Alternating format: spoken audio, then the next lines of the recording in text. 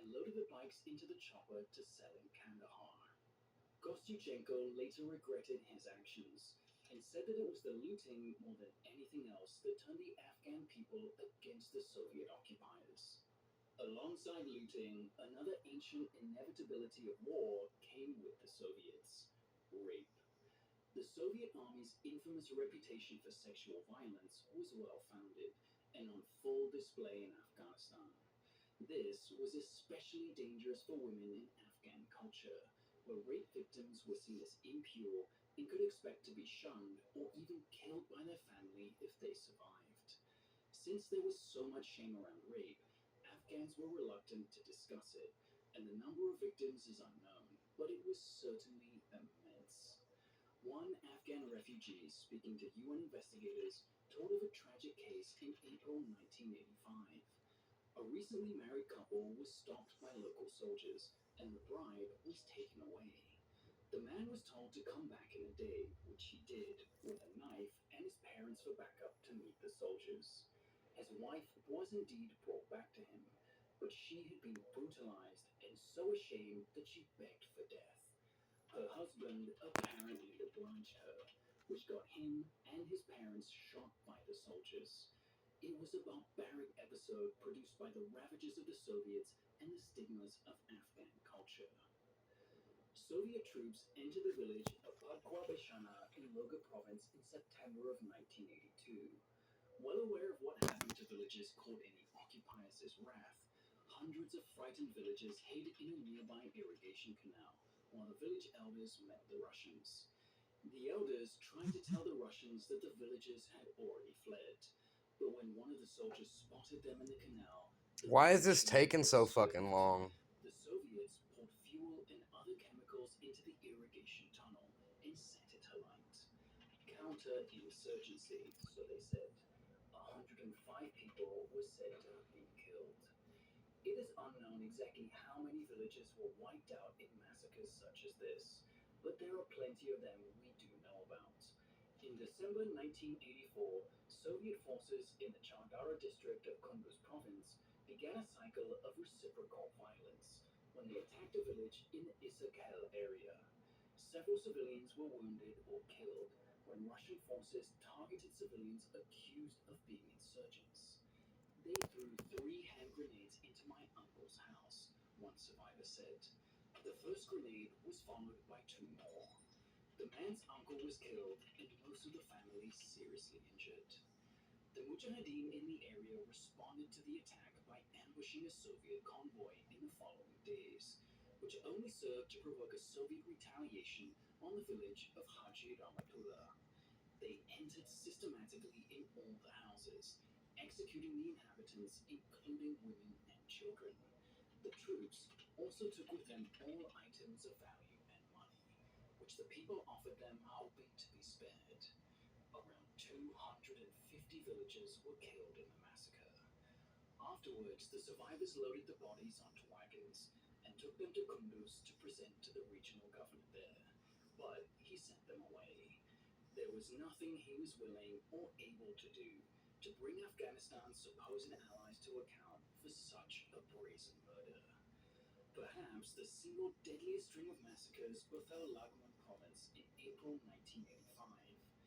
After Soviet forces secured the critical Kabul-Jalalabad highway running through the region, their troops began sweeping the villages for supposed militant activity.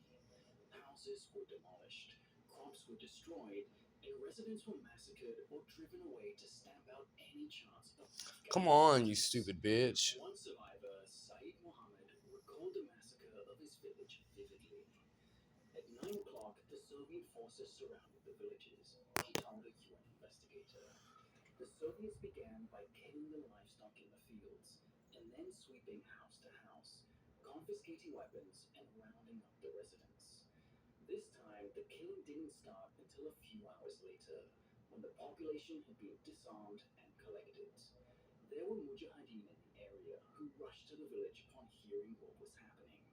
A battle drew on throughout the night and into the early morning, but by then, much of the village had been killed. The following day, the Soviets sent planes in to bomb what was left. This was the fate of several villages in the Lagman region throughout April, which left anywhere between 500 and 1,000 civilians dead. One element of the Lagman massacres has puzzled investigators and historians ever since.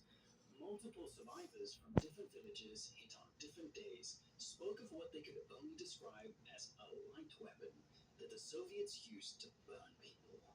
Saeed Mohammed, a survivor of Omarsai village, speaking to a UN investigator in 1985, said, "It's like a bulb.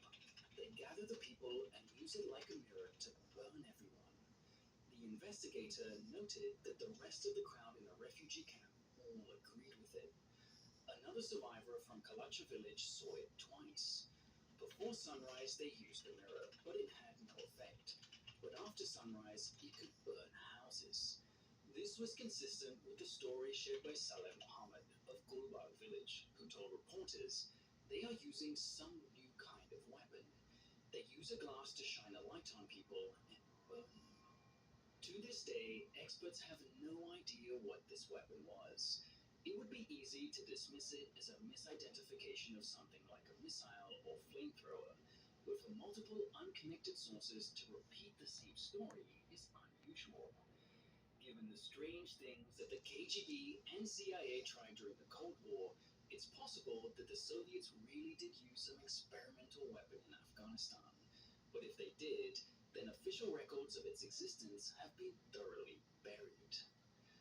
Governments are known to restrict information like this all the time during wartime, but Moscow's censorship strategy on Afghanistan really was on another level. The government stubbornly refused to admit the scale of the war in Afghanistan. Officially, troops were only there to support a friendly regime dealing with a tiny number of rebels. The soldiers were just peacekeepers seeing little combat, the official sources said. The truth was obviously different. Returning soldiers were ordered not to discuss their experience and could be punished for contradicting official stories. As for the fallen, the government decided that dignity Well, I don't have a choice, so. mattered less than its propaganda. Fallen soldiers were returned to their families in secret, often at night, with fabricated mass-produced stories to disguise what really happened. There were no public ceremonies to honor the dead, and many families reported that they were threatened with punishment if they spoke out. In July 1981, the government outright So banned that's what memorials Clancy and is. headstones for dead soldiers in most circumstances. Of course, nothing could stop the rumors escaping. The war in Afghanistan became an open secret, the sort that Soviet citizens had long become used to. Furthermore, the foreign press reported extensively on the war, and by the 1980s, it was easier than ever for their reporting to slip through the Iron Curtain.